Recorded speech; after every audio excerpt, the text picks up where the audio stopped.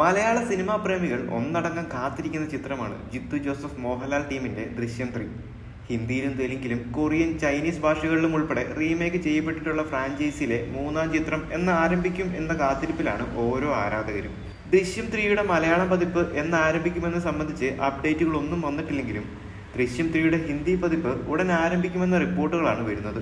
അജയ് ദേവഗൺ നായകനാകുന്ന സിനിമയുടെ ചിത്രീകരണം ഈ വർഷം ഓഗസ്റ്റിൽ ആരംഭിക്കുമെന്നാണ് നടന്റെ അടുത്ത വൃത്തങ്ങളെ ഉദ്ധരിച്ച് പിങ്ക്വില്ല റിപ്പോർട്ട് ചെയ്യുന്നത്. ദൃശ്യം 2 ഹിന്ദി പതിപ്പ് സംവിധാനം ചെയ്ത അഭിഷേക് പഥക് തന്നെയാകും ഈ ചിത്രവും സംവിധാനം ചെയ്യുക. ഏതാനും നാളുകൾക്ക് മുമ്പ് സംവിധായകനും സംഘവും നടനുമായി ചർച്ചകൾ നടത്തിയെന്നും വീണ്ടും ആ കഥാപാത്രത്തെ അവതരിപ്പിക്കാൻ അജയ് ദേവഗൺ സമ്മതം മൂടിയെന്നും പിങ്ക്വില്ല റിപ്പോർട്ട് ചെയ്യുന്നു.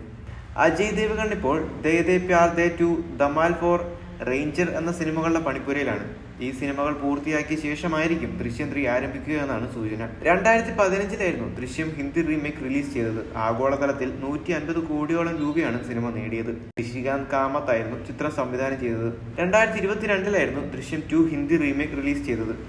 സിനിമയുടെ മലയാളം പതിപ്പ് ആമസോൺ പ്രൈമിലൂടെ OTT സ്ട്രീം ചെയ്യുകയായിരുന്നുവെങ്കിലും ഹിന്ദി പതിപ്പ് തിയേറ്ററുകളിൽ റിലീസ് ചെയ്ത് 300 കോടിയിലധികം രൂപ നേടി. നിഷികാന്ത് കാമത്തിന്റെ വിയോഗത്തിന് പിന്നാലെ അഭിഷേക് പഥക് ചിത്രത്തിന്റെ സംവിധായകനാവുകയായിരുന്നു. അജയ് ദേവഗണിന് പുറമെ തബു, ശ്രിയ ശരൺ തുടങ്ങിയവരാണ് സിനിമയിലെ പ്രധാന കഥാപാത്രങ്ങളെ അവതരിപ്പിച്ചത്. എന്നാൽ അതേസമയം കഴിഞ്ഞ ദിവസമാണ് ദൃശ്യം 3 കൺഫേം ചെയ്തുകൊണ്ട് മോഹൻലാൽ തന്റെ സോഷ്യൽ മീഡിയയിൽ പോസ്റ്റ് ഇട്ടത്. മോഹൻലാൽ ഫാൻസ് മാത്രമല്ല ഓരോ മലയാള സിനിമാ പ്രേമികളും കാത്തിരിക്കുന്ന ചിത്രം കൂടിയാണ് ദൃശ്യം 3.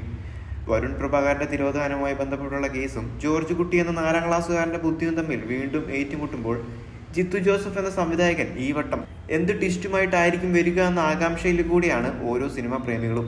മലയാള സിനിമകൾ ഇതിനു മുമ്പും റീമേക്ക് ചെയ്യപ്പെട്ടിട്ടുണ്ട്. എന്നാൽ രാജ്യങ്ങളും താണ്ടി ചൈനയിൽ വരെ റിലീസിനെത്തുമ്പോൾ ചിത്രത്തിന് എത്രമാത്രം പബ്ലിസിറ്റി കിട്ടിയിട്ടുണ്ട് എന്നതുകൂടെ മനസ്സിലാക്കാനായിട്ട് സാധിക്കും. അതേസമയം OTT റിലീസായി ദൃശ്യം 2 വന്നപ്പോഴും ചിത്രത്തിന് നല്ലൊരു റീച്ച് തന്നെ കിട്ടിയിരുന്നു. അതെല്ലാം തന്നെ ദൃശ്യം 3ക്കും മലയാള സിനിമയ്ക്കും ഗുണം ചെയ്യുമെന്നതാണ് മറ്റൊരു പ്രത്യേകത. പക്ഷേ ജിത്തു ജോസഫ് എന്ന സംവിധായകന് അത് കുറച്ച് കടുപ്പം നിറഞ്ഞ പണിയാണ്. 1ാം ഭാഗത്തേക്കാളും 2ാം ഭാഗത്തേക്കാളും മികച്ചതാക്കിയില്ലെങ്കിൽ ഇതുവരെ നേടിയ ഇമേജിനൊക്കെ തന്നെ കോട്ടം തട്ടാനും സാധ്യതകളേറെയാണ്. അപ്പോൾ അങ്ങനെ ഒരു സാഹചര്യത്തിൽ ജിത്തു ജോസഫ് ദൃശ്യം 3യുമായി എത്തുമ്പോൾ അതിലെന്തെങ്കിലും ഉണ്ടാകുമെന്നതും തീർച്ച. അപ്പോൾ ജോർജ് കുട്ടിയുടെ 3ാം വരവിനായി കാത്തിരിക്കാം.